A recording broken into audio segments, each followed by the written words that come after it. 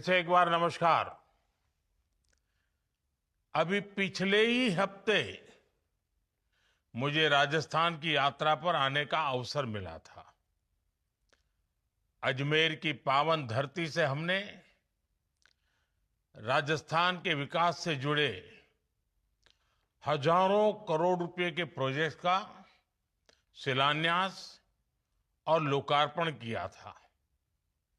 उसी कार्यक्रम में राजस्थान के 21,000 से अधिक नौजवान साथियों को नियुक्ति पत्र भी सौंपे गए थे।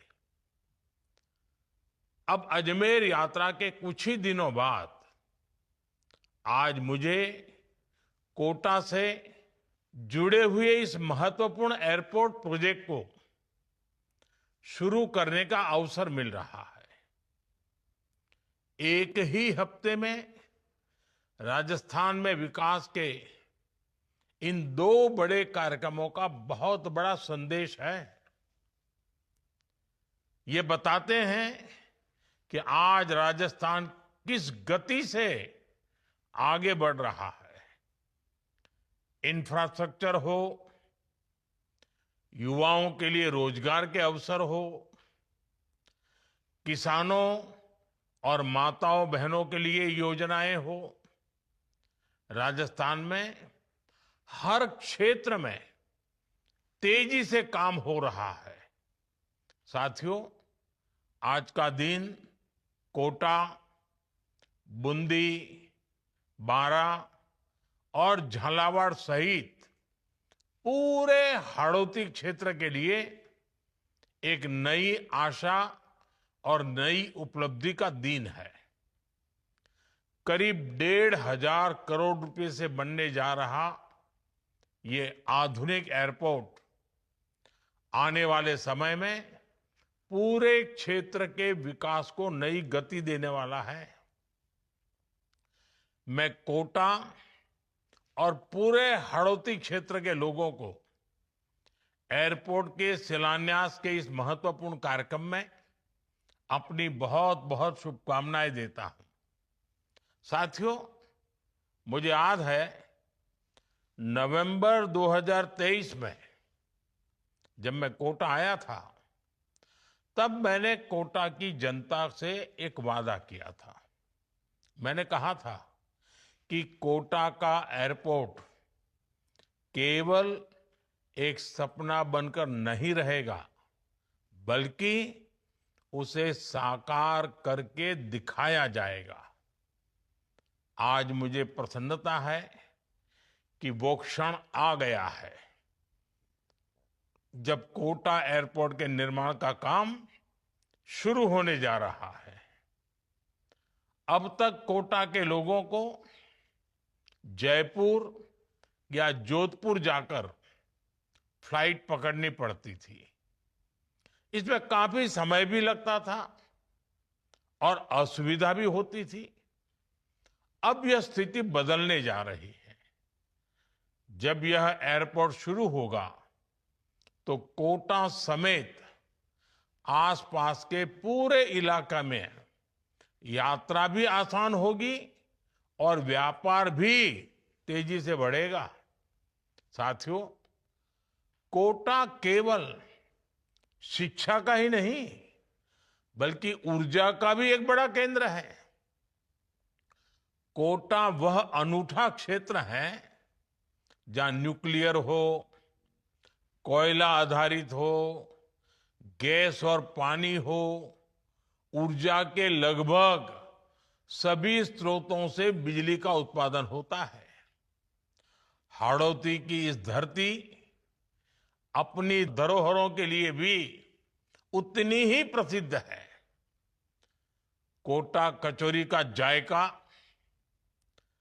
कोटा डोरिया साड़ी, इसके साथ साथ कोटा स्टोन और सैंड स्टोन की चमक, इन्होंने दुनिया भर में अपनी पहचान बनाई है।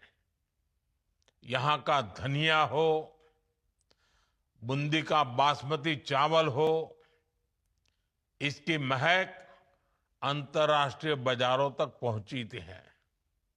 ये क्षेत्र अपने परिश्रम, उत्पादन और संभावनाओं के लिए जाना जाता है।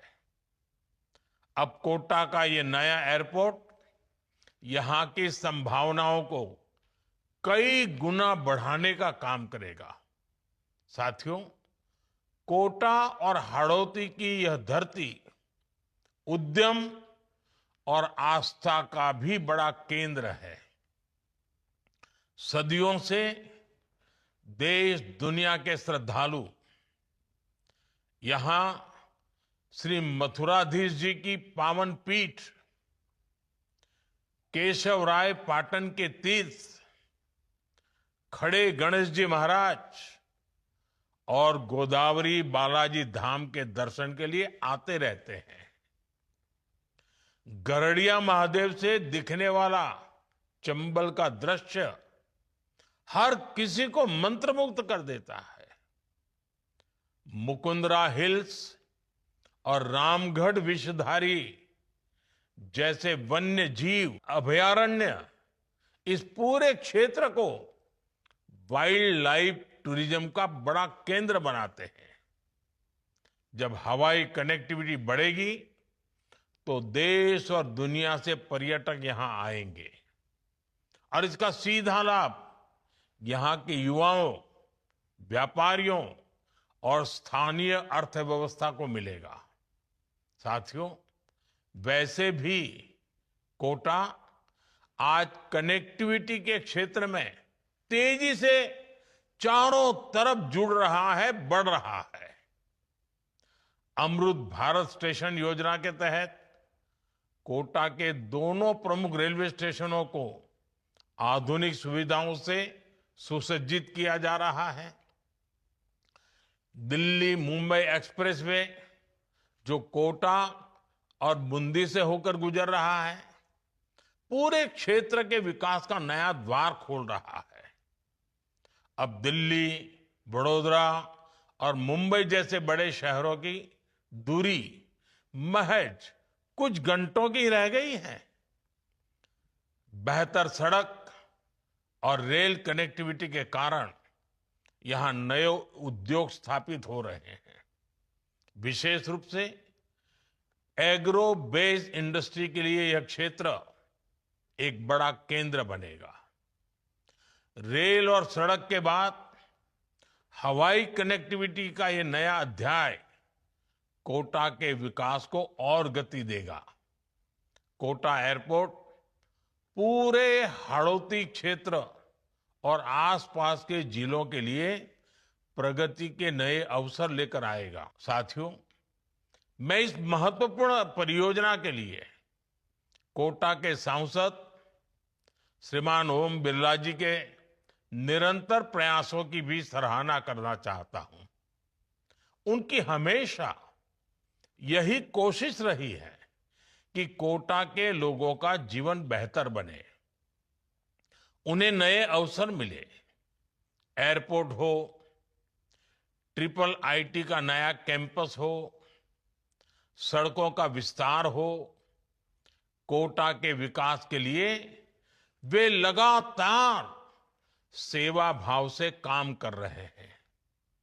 उनके प्रयासों के कारण ही कोटा और इस पूरे क्षेत्र के विकास को नई गति मिल रही है। साथियों, ओम बिरला जी जितने शानदार सांसद हैं, उतने ही बेहतरीन लोकसभा अध्यक्ष भी हैं। वे संविधान को पूरी तरह समर्पित है। वे संसदीय प्रणालियों के प्रति पूरी तरह निष्ठा रखते हैं। वे आज किसी पक्ष के सदस्य नहीं हैं। वो पक्ष प्रतिपक्ष से पूरी तरह ऊपर है। और मैं देख रहा हूं, जब उनको सदन में देखता हूं, तब मुझे विचार आता है कि ये शायद शिक्षा की नगरी से आने का प्रभाव है कि वो लोकसभा अध्यक्ष के तौर पर भी एक अच्छे मुखिया की तरह सबको साथ लेकर के चलने की भूमिका में रहते हैं।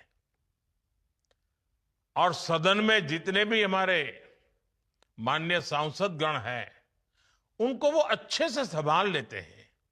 उनकी भावनाओं को, उनके आग्रहों को बहुत ही आदर करते हैं।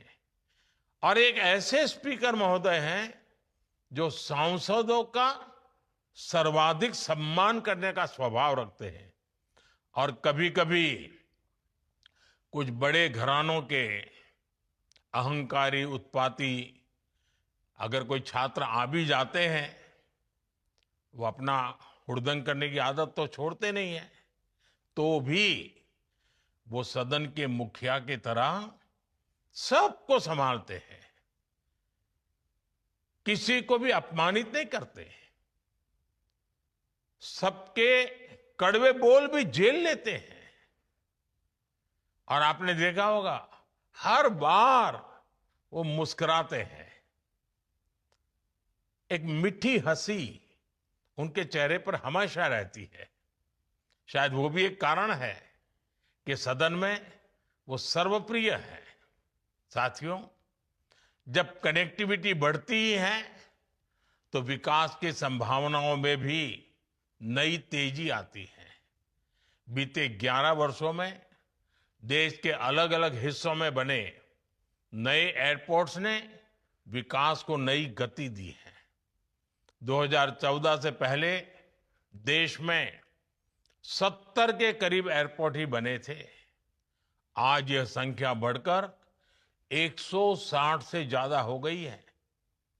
इन नए एयरपोर्ट्स ने हवाई यात्रा को आसान किया है, पर्यटन को बढ़ावा दिया है, युवाओं के लिए रोजगार के अवसर पैदा किए हैं और क्षेत्र के विकास को नई रफ्तार दी है। हम दिल्ली के आसपास ही देखें तो कई सारे नए एयरपोर्ट शुरू हुए हैं। हिसार में एयरपोर्ट बना है, हिंडन में एयरपोर्ट बना है, जेवर में नया एयरपोर्ट बना है। जब ये एयरपोर्ट बनते हैं, नए टर्मिनल बनते हैं, तो छोटे शहरों में भी नए उद्यम पहुंचते हैं, नई कंपनियां पहुंचती हैं। मुझे विश्वास है कि कोटा का यह नया एयरपोर्ट भी आने वाले समय में इस क्षेत्र के विकास को इसी तरह नई गति देगा।